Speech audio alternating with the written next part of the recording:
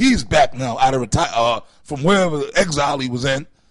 They're not pulling any more stops. They're trying to put everything together. That's why they got Farrakhan bigging up so-called Latinos and so-called Native American Indians to rival what we're teaching. You know, because that's the truth, that the so-called Negroes, Latinos, and Native American Indians are Israelites.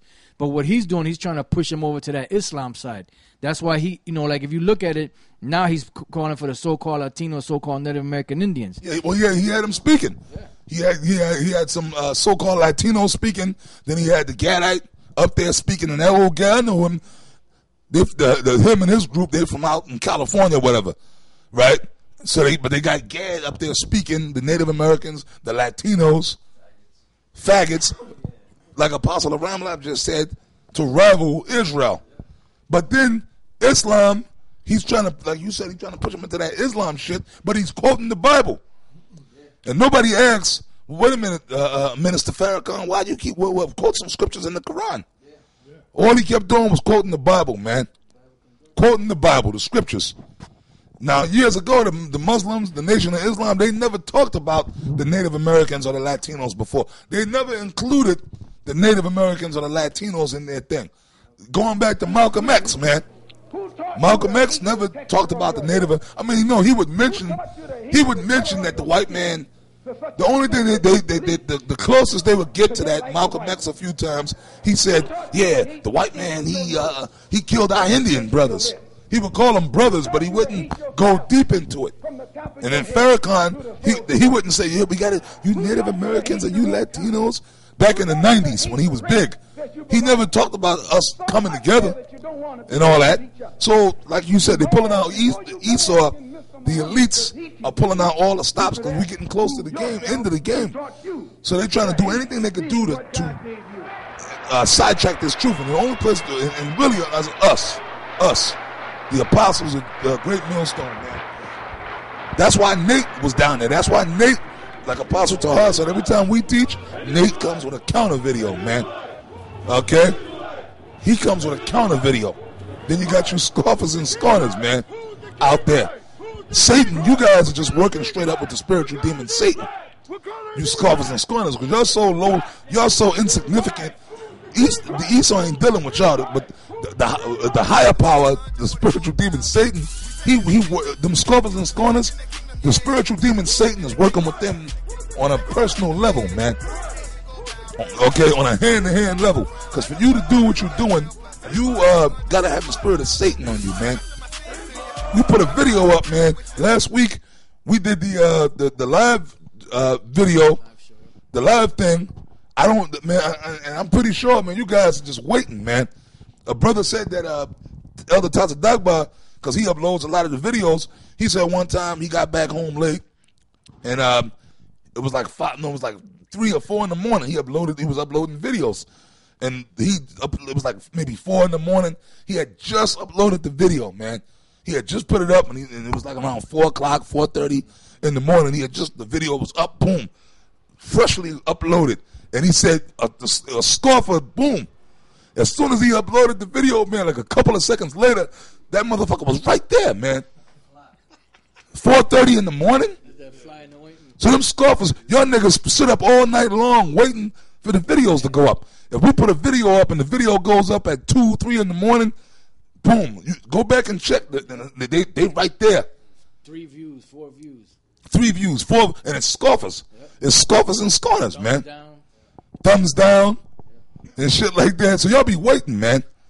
But like Apostle Gabar brought out the scripture, when Yahweh Shai said, every idle word that men shall speak, they shall give account thereof in the day of judgment, in the last. So enjoy yourself, man. Knock yourselves out. Yahweh Shai is going to judge, and this is prophecy. What we're saying is we prophesying your death according to the scriptures, man. Y'all gonna be destroyed, man. You scoffers and scorners are gonna be destroyed, man. Eventually, okay.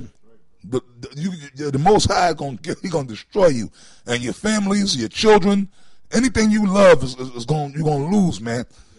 Okay, watch, man. It's gonna happen, man. It might happen soon. Okay, you had something, Apostle Aram Love? No, you still have more, right? No, that was it. That was it on that scripture. just to back up what we were talking about, Killer Priest and these niggas, these other pseudo-Israelites bigging this guy up for the albums that he come out with and so forth. This is Ecclesiastes 10, 13, and 14. It says, the beginning of the words of his mouth is foolishness, and the end of his talk is mischievous madness. Because that, when you're rapping, those are words set to music, set to a beat, a melody, right? 14. A fool also is full of words. A man cannot tell what shall be and what shall be after him. Who can tell him? So when this dude does his little hip hop songs or whatever the hell you call it, they sound good to a guy that's not deep, to a lost soul. A full-fledged Israelite who knows that he's an Israelite and a man of the Lord, he gonna see that them are just words set to music, man. That's all that shit is, man. And that's how this nigga makes his money. We know the dude. The dude was in my camp, man, years ago. Cause he went up to Canada. He ran into them brothers up there in Canada.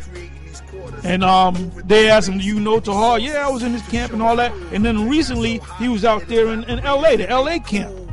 And they kind of rebuked this guy. All right?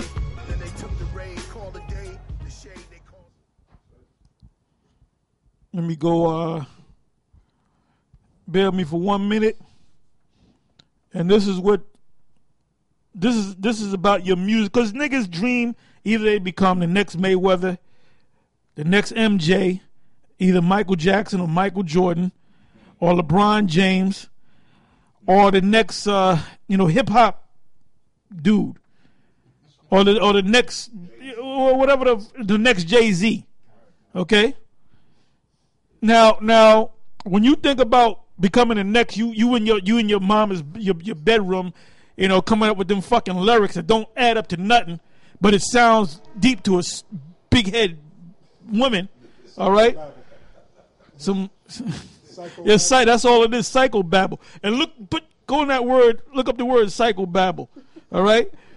Because that's what hip hop is. It ain't nothing but psychobabble, man, which we call it bullshit over here. Ecclesiastes 12:4, and the doors shall be shut in the streets when the sound of the grinding is low. And that's what we're coming to. We're coming to an economic collapse. Somebody type in economic collapse in America in Google. Let's see what it is. I'm pretty sure you're going to get 1,000,001 articles. When the sound of the grinding is low, unemployment, and he shall rise up at the voice of the bird. You know that this old saying, get up before the bird get up when the birds start chirping. That's talking about, right when the sun's getting ready to come up, 6 in the morning, right? Going out there to look for a job. The early bird catches the worm, and all the daughters of music shall be brought low. So all that hip hop, the dreams that you have of being the next big hip hop artist, is coming to nothing, man. It's coming to nothing. Yeah, even Nas said that hip hop is dead. Hold up, why should we listen to Nas? Ain't he a Hamite? Yeah. Ain't he a Hamite, brother? Yeah. Even he said, and he was one of those top hip hop artists, man. He was on his game back then.